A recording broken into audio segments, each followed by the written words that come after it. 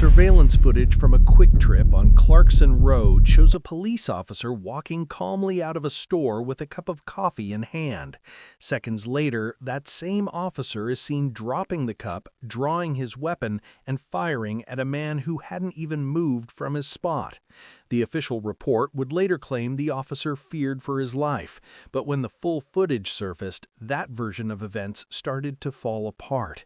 If you're into intense, unfiltered stories like this, where the truth doesn't match the report, make sure you like, share, and subscribe, because what happened next didn't just expose one officer, it exposed a pattern. At exactly 5:42 p.m., the early evening rush had started to build around the Quick Trip on Clarkson Road in Chesterfield, Missouri. Cars pulled in and out, pumps clicked, and people moved in and out of the store without paying much attention to each other. Rashad Bellamy, 38, stood at pump 3, one hand resting lightly against his vehicle as the nozzle clicked steadily. He carried himself with a quiet level of awareness, shoulders squared, movements controlled. Years of federal work had trained him to notice everything without appearing like he was watching anything. At a glance, he looked like any other customer finishing up after a long day. Inside the store, Officer Dane Wexford had just paid for a cup of coffee. He'd been on patrol for most of the afternoon, and nothing about the day had stood out until he stepped back outside. The automatic doors slid open, and Wexford walked out, sipping from the lid, scanning the lot the way he always did. His cruiser sat angled near the front. For a moment, his attention passed over the pumps without focus. Then it stopped. His eyes locked onto Rashad. At first, there was nothing unusual, just another man at a pump.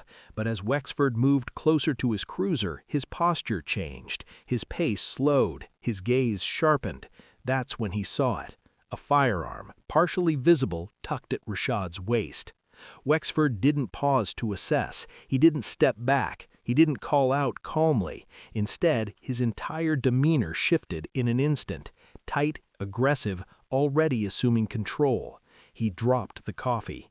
"Hey, hey!" Wexford's voice cut across the lot, loud and sharp, drawing immediate attention. Rashad turned slightly, caught off guard by the sudden shouting. "Let me see your hands, right now. Don't move."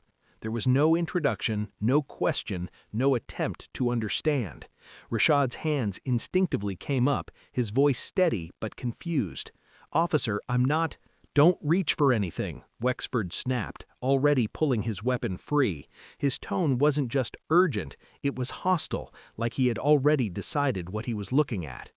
"I'm not reaching," Rashad said, keeping his movements slow. "I'm just standing—" "Drop it! Drop it now!" Wexford shouted, though nothing had been touched.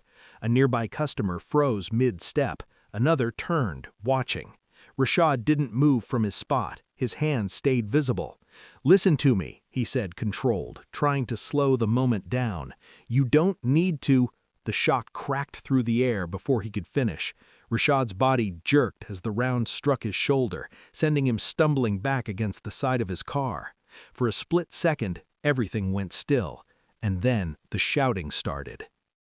The shouting hit all at once. "What the hell? He just shot him! Call 911!" Rashad Bellamy slid down the side of his car, his back scraping against the metal as his legs gave out beneath him. His right hand instinctively moved toward his shoulder, then stopped halfway, remembering the weapon still trained on him.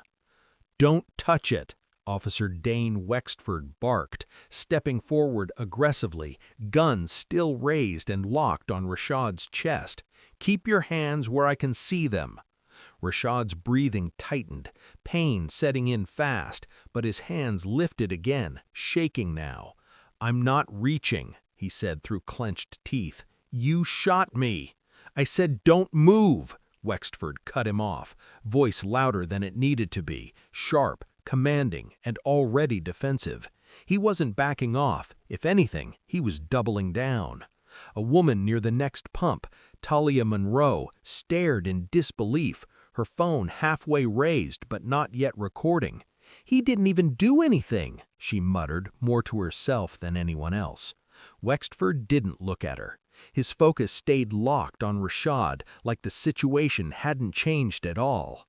You think I didn't see that? Wexford snapped. You standing here armed like that? What did you expect? Rashad winced, trying to stay upright.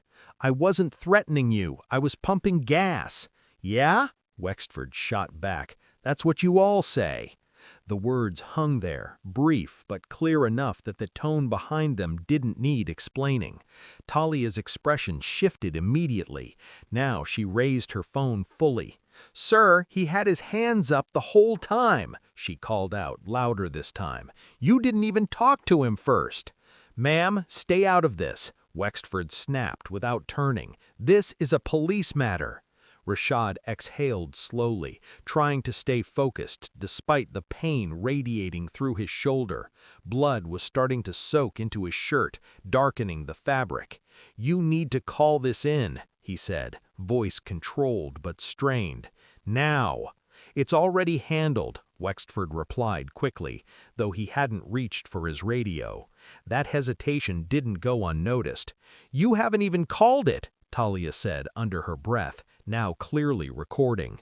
Wexford finally grabbed his shoulder mic, pressing it hard. "Dispatch, shots fired, one suspect down, armed individual at pump 3, he said, his voice shifting slightly, more official now, but still tight. Rashad shook his head slowly, disbelief mixing with pain. "I'm not a suspect," he said.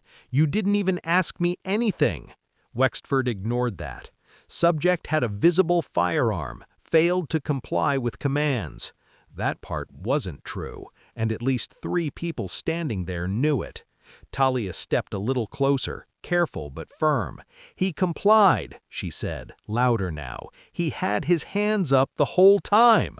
Wexford finally turned his head slightly, just enough to acknowledge her presence.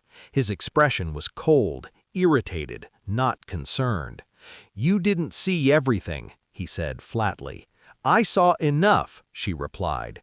Rashad shifted slightly, wincing again, his strength starting to fade. He looked directly at Wexford now, steady despite everything. "You made a mistake." He finally grabbed his shoulder mic, pressing it hard.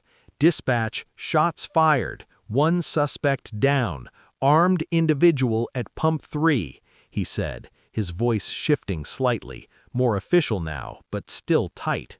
Rashad shook his head slowly, disbelief mixing with pain. "I'm not a suspect," he said. "You didn't even ask me anything." Wexford ignored that. "Subject had a visible firearm, failed to comply with commands." That part wasn't true, and at least 3 people standing there knew it. Talia stepped a little closer, careful but firm. "He complied," she said, louder now. "He had his hands up the whole time." Wexford finally turned his head slightly, just enough to acknowledge her presence.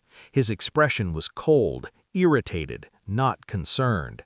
"You didn't see everything," he said flatly. "I saw enough," she replied. Rashad shifted slightly, wincing again, his strength starting to fade. He looked directly at Wexford now, steady despite everything. "You made a mistake." For a moment, the noise around them faded into the background. Rashad Bellamy steadied his breathing, his back still pressed against the car, blood continuing to seep through his shirt. His hands remained visible, even as the pain intensified. He kept his eyes on Officer Dane Wexford, not with panic, but with focus. "You need to listen carefully," Rashad said, his voice lower now, controlled despite the strain. Wexford tightened his grip on his weapon, clearly not ready to lower it. "Don't tell me what this is. You were armed. You didn't comply." "That's not true," Talia Monroe cut in immediately, still recording. "He had his hands up. You started yelling the second you saw him." Wexford shot her a look, sharp, dismissive. "You need to step back, right now." But she didn't move. Rashad exhaled slowly, then shifted slightly, careful not to make any sudden movements. "My wallet is in my back pocket. I'm going to need you to stay calm while I explain something." "You're not reaching for anything," Wexford interrupted quickly, voice rising again. "Keep your hands where they are." "I'm not reaching," Rashad replied. "I'm telling you what's there." That distinction didn't seem to matter to Wexford. From across the lot, the faint sound of a siren began to build, distant but getting closer. Rashad glanced briefly toward the sound, then back at Wexford. "You need to call this in properly, because when this gets reviewed, every second is going to matter." Wexford scoffed slightly, though there was less certainty in it now. "It is called in."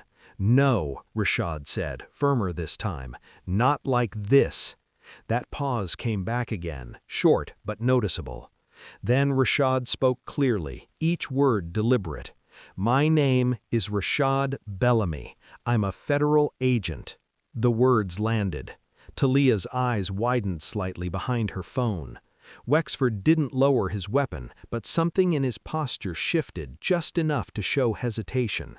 "That doesn't change anything," Wexford replied quickly, almost too quickly. "You were armed in public."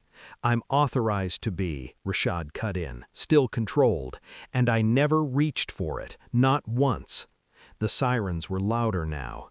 Another car pulled into the lot, slowing as the driver took in the scene. An armed officer, a wounded man on the ground, multiple witnesses watching. Talia spoke again, more confident this time.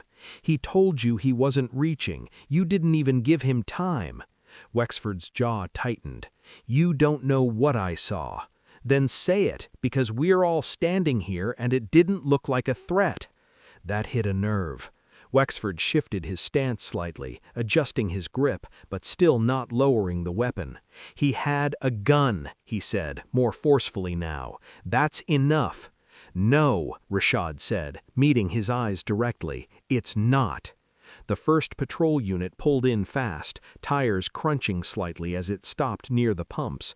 Officer Evan Callahan stepped out, taking in the scene in a split second. The drawn weapon, the wounded man, the witnesses, the tension hanging in the air. "Wexford, what happened?" Callahan called out, already moving closer. Wexford didn't answer right away, and that hesitation didn't go unnoticed. Officer Evan Callahan slowed as he approached, his eyes moving quickly from Wexford's raised weapon to Rashad Bellamy on the ground, then to the witnesses standing nearby. "What happened?" he asked again, more direct this time. Wexford didn't lower his gun. "Armed subject," he said shortly, "failed to comply." Callahan glanced at Rashad, hands visible, body slumped, blood clearly spreading across his shoulder. "He's already down," Callahan said. "Why is your weapon still up?" That question hung for a second. Wexford finally lowered his firearm, but not completely, just enough to show a shift, not surrender. "He's still a threat," he replied. "I'm not a threat," Rashad said, his voice tighter now as the pain deepened. "And you know that." Callahan stepped closer, crouching slightly but keeping a safe distance. His tone changed, more measured. "Sir, can you tell me your name?" "Rashad Bellamy, federal agent." Callahan's eyes flicked up immediately to Wexford. "Did you run him?" Callahan asked. Wexford hesitated. "Didn't get that far."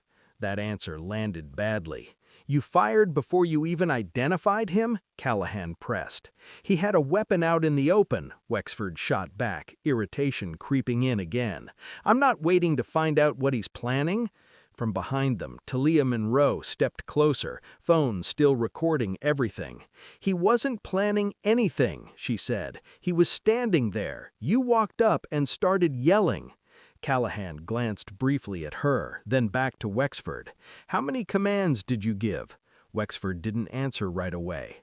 "I told him to show his hands," he said finally. "He did," Talia cut in immediately. "Right away."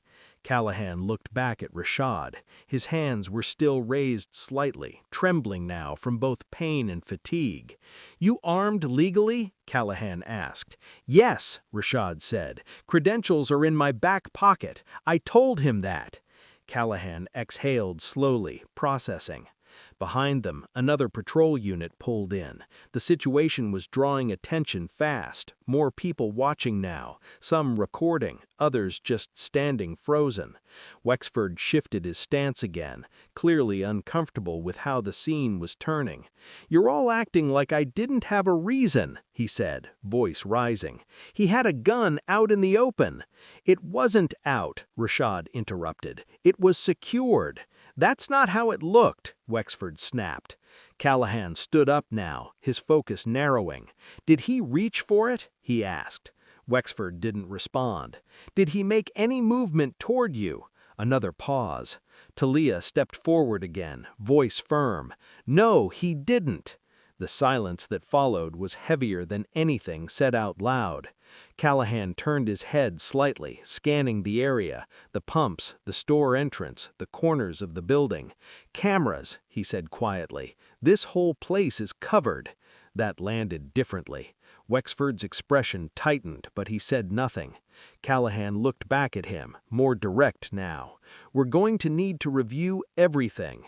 In the distance, the sound of an ambulance siren began to rise, and for the first time since the shot was fired, it was clear this situation wasn't under Wexford's control anymore.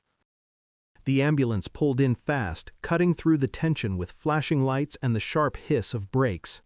Two paramedics jumped out, moving quickly toward Rashad Bellamy. "Sir, stay with me," one of them said, kneeling beside him and already reaching for gauze. "Where are you hit?" "Shoulder," Rashad replied, his voice weaker now but still controlled. "All right, we got you." They went to work immediately, cutting fabric, applying pressure, stabilizing the wound. Rashad winced but stayed alert, his eyes occasionally drifting back toward where Officer Dane Wexford stood. Wexford hadn't moved much. He stood a few feet away, jaw tight, watching everything unfold but no longer in control of it. His earlier aggression had shifted into something else, contained but uneasy. Officer Evan Callahan stepped aside slightly, speaking into his radio in a lower tone now. "Supervisor requested. Officer involved shooting. Scene is active." That word, active, hung in the air. Talia Monroe was still recording. "You didn't even give him a chance," she said, not yelling this time, just steady, direct. "You saw him and decided what he was." Wexford turned toward her, irritation flashing again. "You need to stop recording and step back." "No," she replied immediately. "This stays on." Callahan didn't intervene. Instead, he watched Wexford closely. "What exactly did you see?" Callahan asked, bringing the focus back. Wexford exhaled sharply. "I saw a gun. That's enough." "No," Callahan said, calm but firm. "It's not enough to shoot." That landed harder than anything else so far. Wexford shifted his weight, clearly frustrated now. "You weren't here," he said. "You didn't feel the threat." Callahan didn't respond right away. Instead, he looked toward the store, then the pumps, then the mounted cameras along the building's edge. "They were," Callahan said, nodding slightly toward the witnesses. "And so were those." Wexford followed his gaze, just briefly, but it was enough. Across the lot, more people had gathered. Some stood near their cars, others closer now, phones raised. The energy had changed completely. This wasn't confusion anymore, it was scrutiny. One of the paramedics looked up. "We need to move him. He's stable, but we're not staying here." Rashad nodded slightly, wincing as they prepared the stretcher. Before they lifted him, he looked directly at Callahan. "Make sure this is documented properly, because what he told dispatch wasn't accurate." Callahan gave a small nod. "I understand." Wexford's head turned slightly at that. "What's that supposed to mean?" he asked. Callahan looked back at him steadily. "It means we're going to sort out exactly what happened." Rashad was carefully lifted onto the stretcher, the movement drawing a sharp breath from him as the pain spiked again. As they began rolling him toward the ambulance, Talia stepped slightly closer, lowering her phone just enough to speak. "Sir," her voice softened now, "I saw everything. I'm not going anywhere." Rashad gave a faint nod in return. Behind them, Wexford stood still, watching as the ambulance doors opened. For the first time, there was no shouting, no commands, just the quiet realization settling in. This wasn't ending at the scene. This was just the beginning. By the time the ambulance pulled away from the quick trip, the scene had already started to shift from confusion to procedure. A supervisor unit arrived within minutes. Sergeant Nolan Pierce stepped out, taking one look at the cluster of patrol cars, the gathered witnesses, and Officer Dane Wexford standing off to the side. "Who's the shooter?" he asked. Callahan didn't hesitate. "Wexford." Pierce's eyes moved to him. "Weapon?" "Discharged once. Victim transported. Shoulder wound. Conscious." Pierce gave a short nod, then looked directly at Wexford. "Holster your weapon." Wexford complied this time without argument. "Step over here," Pierce said, guiding him away from the immediate scene, creating distance from both witnesses and other officers. Meanwhile, another officer began stringing up tape, pushing the growing crowd back. Talia Monroe didn't leave. She stayed just outside the perimeter, phone still in hand, watching every movement, every exchange. Back near the pumps, Callahan stood with another officer, both of them looking toward the mounted cameras. "You saw it too?" the officer asked quietly. Callahan nodded. He didn't give him time. That was enough. Across the lot, Pierce stood in front of Wexford, his tone controlled but firm. "Walk me through it," he said. Wexford exhaled, running a hand briefly over the back of his neck. "I exited the store, observed a male with a firearm, issued commands, subject failed to comply, I discharged my weapon." Pierce didn't interrupt, but his expression didn't change either. "How many commands?" Wexford hesitated.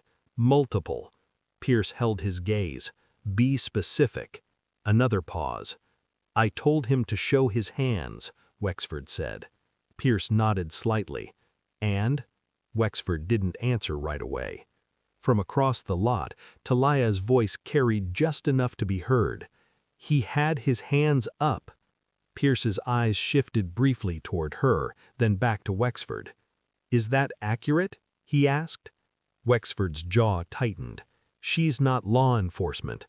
"That's not what I asked," replied Pierce. Silence. Pierce let it sit for a second, then spoke again. "Dispatch recording already logged, and we've got multiple cameras on this property." That was the second time cameras had been mentioned.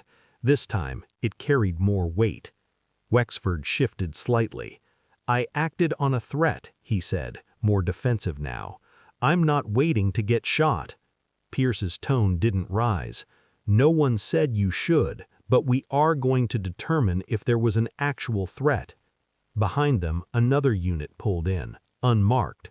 Two individuals stepped out, both in plain clothes, moving with purpose. Callahan noticed immediately. "Feds," he muttered under his breath. The two agents approached Pierce directly, identifying themselves quietly. There was no delay, no confusion. They already knew who Rashad Bellamy was. Pierce listened, then nodded once. "Understood," he said. The shift was immediate. This was no longer just a department matter. Pierce turned back toward Wexford. "Effective immediately," he said, voice firm and clear. "You are being placed on administrative leave pending investigation." Wexford blinked once, caught off guard. "For what?" he asked. Pierce didn't hesitate. "For everything that just happened." And just like that, the situation moved beyond the scene and into something much bigger. The investigation moved faster than anyone at the scene expected. Within 48 hours, the footage was pulled. Every angle. Body cam, store cameras. The investigation moved faster than anyone at the scene expected. Within 48 hours, the footage was pulled. Every angle. Body cam, store cameras, pump surveillance. There were no gaps. No missing moments, just a clear, uninterrupted timeline of what happened at 5:42 p.m. on Clarkson Road. And it didn't match Officer Dane Wexford's report. Frame by frame, it showed him walking out with a cup of coffee, scanning the lot, then locking on to Rashad Bellamy. It showed the moment he spotted the firearm, secured, untouched. It showed him drop the coffee, draw his weapon, and start shouting. What it didn't show was any threat. No sudden movement, no reach for the weapon, no attempt to advance, just commands, loud, aggressive, overlapping, and then the shot. Witness footage, including Palia Monroe's recording, filled in the audio gaps. Her video captured with the body cam couldn't fully reflect the tone, the urgency, and the lack of control. He didn't even give him time. That line circulated fast. By the end of the week, Wexford was formally charged.